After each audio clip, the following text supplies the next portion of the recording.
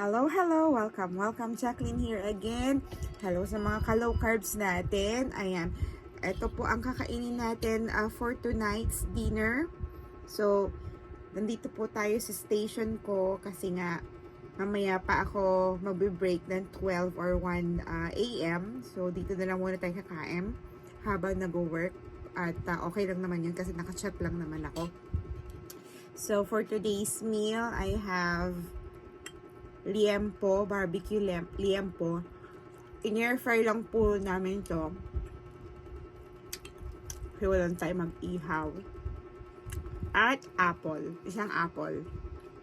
Yan. Ganyan lang po yung dinner natin. Kasi lang puro alat yung pinakain ko.